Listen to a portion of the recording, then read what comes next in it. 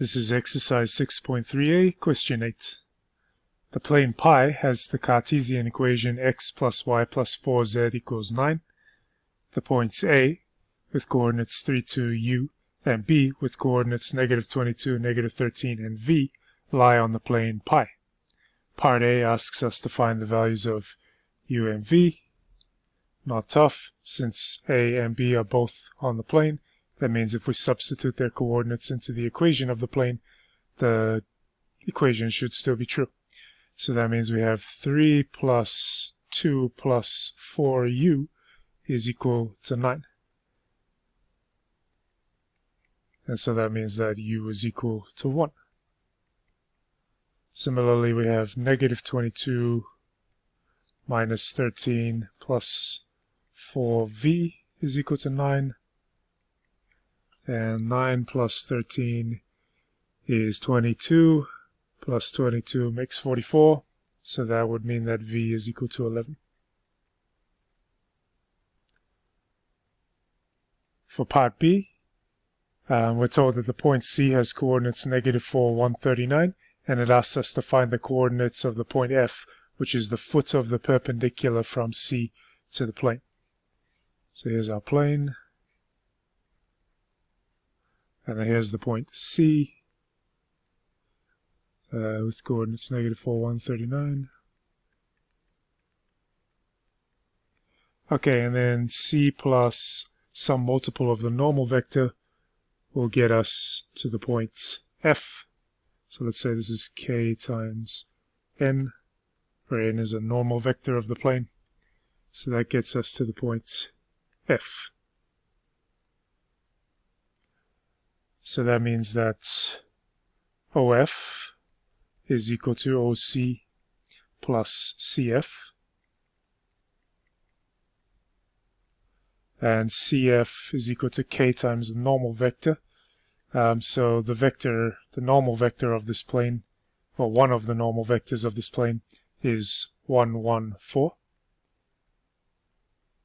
Because those always have to be the coefficients of the x, y, z in the Cartesian equation of the plane.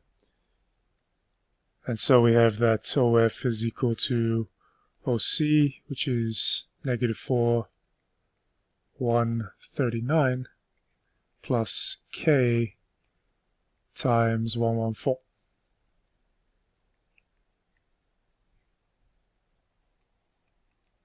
So that's equal to k minus 4, k plus 1, and 4k plus 39.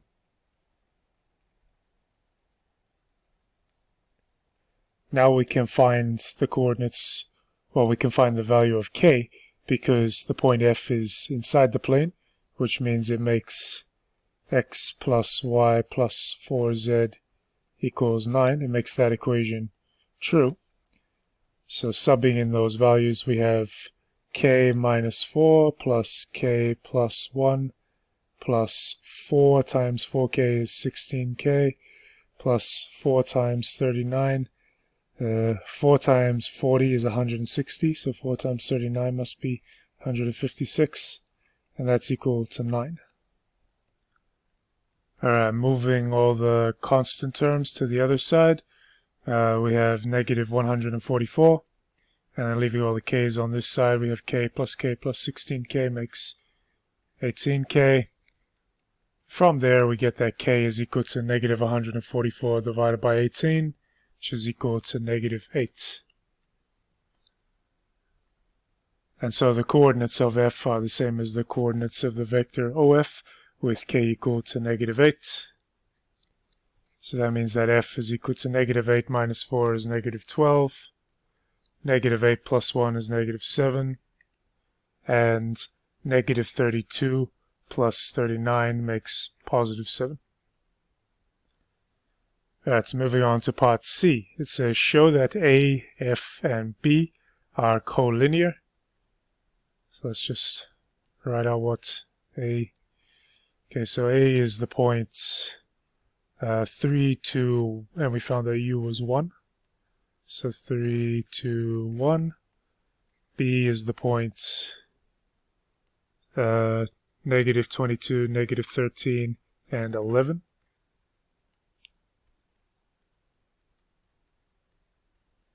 And we want to show that these 3 points, A, B, and F, are all in a straight line. Well, if that is true, then we can pick any point, doesn't matter which one. Let's pick A. Then the vector AB will be some multiple of the vector AF. And if it's not, then they're not in a straight line. So let's calculate the vector AB. That's OB minus OA. So negative 22 minus 3 is negative 25. Negative 13 minus 2 is negative 15. And 11 minus 1 is 10. Meanwhile, AF is OF minus OA. So negative 12 minus 3 is negative 15. 2 minus negative 7 is 9. Wait, that's not right. It should be negative 7 minus 2 makes negative 9. And 7 minus 1 is 6. And then just observe that clearly AF is equal to 3/5 times AB. Which means that the points have to look like this. A is here, and then B is here, and then F is 3/5 of the way along the line from A to B. Okay, and lastly, it says find the area of the triangle ABC correct to 3 significant figures. So C has coordinates negative 4, 1, and 39. Let me just write that. So D, the points C, and I already forgot what they are. Negative 4, 1, 39.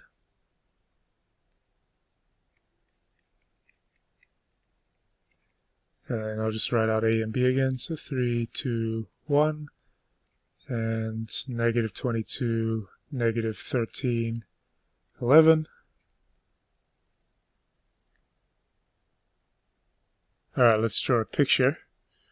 So we got A, B, C. So let's consider the vectors AB and AC. Now, wish I drew B a bit up above that point. Okay, so now observe that if we consider the cross product of AB and AC. So let's let it be this vector here. So this is the vector AB crossed with AC. Nope, not the way I've drawn it. Remember, right-hand rule. Means it's going to actually be AC first, crossed with AB. So careful about that. AC crossed with AB. Doesn't really matter because it's just a diagram to get an idea of the situation. It's not actually going to be part of the calculations, but may as well make the diagram consistent with our working. Okay, then we know that the length of this vector, so the length of AC crossed with AB is actually equal to 2 times the area of the triangle ABC, because it's actually equal to the parallelogram that has base vectors. It's horrible. Let me try and draw that better. So this line should be parallel to AC, so about there, and then this line should be parallel to AB, so about there. Alright, anyway, the length of the vector AC crossed with AB is equal to the area of this parallelogram, which is equal to 2 times the area of triangle ABC. And so that means that 1/2 times the length of the vector AC cross AB is equal to the area of triangle ABC. So all we got to do now is actually calculate this vector AC crossed with AB and then find its length. So let's first calculate the vectors AC and AB. So AC is OC minus OA. So that will be negative 4 minus 3, so that'll be negative 7. And 1 minus 2 is negative 1. And 39 minus 1 is 38. And the vector AB is OB minus OA, so negative 22 minus 3 is negative 25. Negative 13 minus 2 is negative 15. And 11 minus 1 is 10. So now we calculate AC crossed with AB.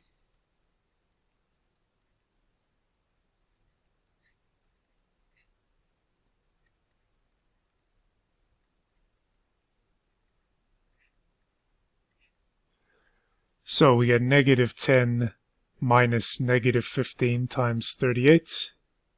For the first coordinate, we have negative 1 times 10 minus negative 15 times 38, which is 560.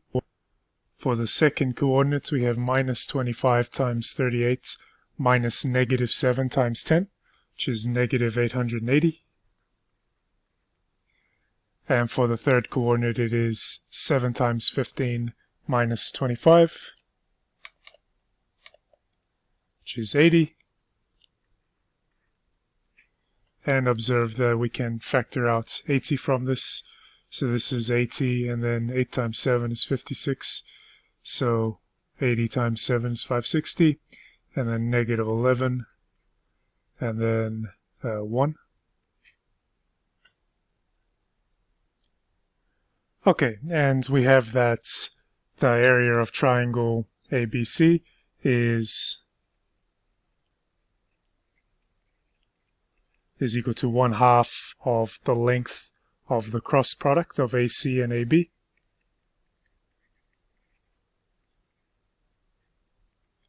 Which is equal to 1/2 times the length of this vector, so 1/2 times 80 times the square root of 7 squared plus 11 squared plus 1 squared. And that is equal to 120 times the square root of 19. And so we're done with this question.